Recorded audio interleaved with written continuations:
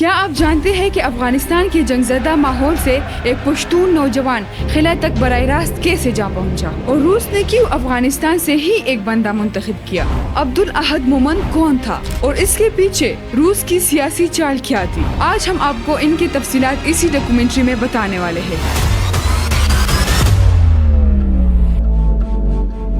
1959 میں غزنی کی ایک چھوٹی سی گاؤں سردبند میں ایک بچہ پیدا ہوا۔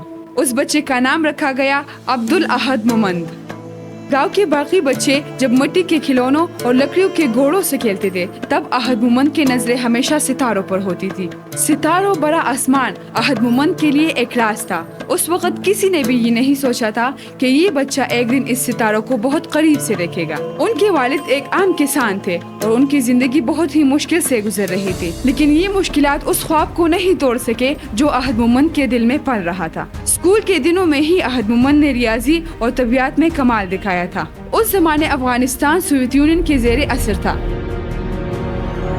اور کابل کی پالی ٹیک یونیورسٹی انہیں براہ راست ماسکو کے تعلیمی نظام سے جوڑتی تھی، اور یہ وہی دور تھا جب افغانستان میں جنگ کے بادل گہرے ہو چکے تھے۔ 1979 میں USSR افواج افغانستان میں داخل ہو چکی تھی اور کابل ایک بڑی جنگی سیاست کا منظر بن چکا تھا، اور روس یہ بات جانتا تھا کہ اگر انہیں افغانستان میں رہنا ہے تو انہیں افغان عوام کا دل بھی جیتنا ہوگا، اور یہ کام صرف ٹینکوں اور بندوقوں سے ممکن نہیں تھا۔ اسی لیے سوویت یونین نے یہ فیصلہ کیا کہ وہ ایک افغانی کو خلا میں بھیجے گا۔ یہ صرف ایک سائنسی عمل نہیں تھا بلکہ یہ ایک سیاسی چال بھی تھا، اور سوویت یونین افغانیوں کو یہ پیغام دینا چاہتا تھا کہ دیکھو، ہم صرف لڑائی نہیں کر رہے بلکہ ہم علم اور ترقی کو بھی لا رہے ہیں۔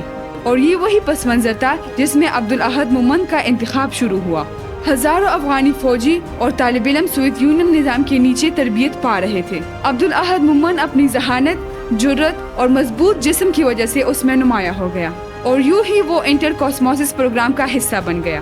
اصل میں پہلا انتخاب ایک اور افغان سپاہی کا ہوا تھا جس کا نام باز محمد دوران تھا، لیکن اچانک سے باز محمد دوران کو اپینڈکس کی بیماری لاحق ہو گئی، اور یہ وہ لمحہ تھا جب تقدیر نے اپنا صفحہ پلٹ دیا اور عبدالاحد مومند کو اس کی جگہ مرکزی کمیٹی میں شامل کر دیا۔ روس کے لیے یہ صرف ایک متبادل نہیں تھا بلکہ یہ ان کے لیے ایک نیا موقع تھا۔ وہ چاہتے تھے کہ ایک ایسا افغان نوجوان جائے بلکہ دنیا کو بتائے کہ افغانستان میں جنگ کے باوجود سائنس اور ترقی ممکن ہے۔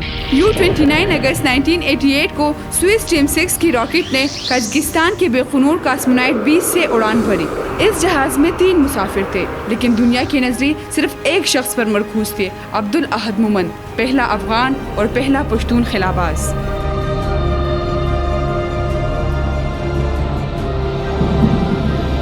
میر خلائی اسٹیشن، جو اس وقت USSR کا خلائی اسٹیشن تھا، اس اسٹیشن پر پہنچنے کے بعد عبدالاحد مومند نے وہ کام کیا جو آج تک ایک یادگار رہا۔ انہوں نے قرآن مجید اور افغانستان کا جھنڈا اپنے ساتھ لے کر خلا میں تلاوت کی۔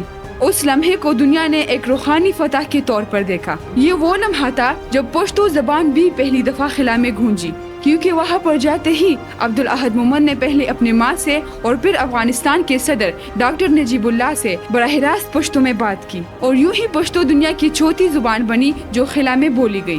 عبدالاحد مومند نے خلا سے افغانستان کی تصاویر بھی لی، جیسے کہ کابل، غزنی اور ہندوکش، وہ سب جگہ جہاں پر وہ کبھی بچپن میں خاک اڑایا کرتا تھا۔ اب وہ خلا سے دیکھ رہے تھے، لیکن دل میں ایک کرب بھی تھا کہ یہ میرا وطن ہے لیکن جنگ کے آگ میں جل رہا ہے۔ مشن کے دوران ایک سنسنی خیز واقعہ بھی پیش آیا۔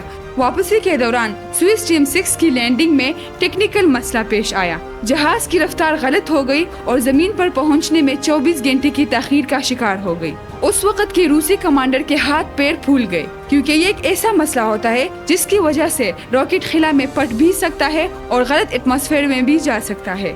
بہت کوششوں کے بعد عبدالاحد مومند اور ان کے ساتھیوں نے صبر دکھایا اور بالآخر راکٹ قازقستان کی زمین پر اتر گیا۔ یہ حادثہ اگر تھوڑا اور بڑھ جاتا تو شاید تاریخ بدل جاتی۔ 1992 میں جب نجیب اللہ کی حکومت گری تو عبدالاحد مومند کو ملک چھوڑنا پڑا۔ وہ جرمنی چلے گئے اور وہاں پر عام زندگی بسر کرنے لگے۔ ایک اکاؤنٹنٹ کے حیثیت سے کام کرتے رہے، لیکن ان کے دل میں ہمیشہ خلا اور وطن کی محبت زندہ رہی۔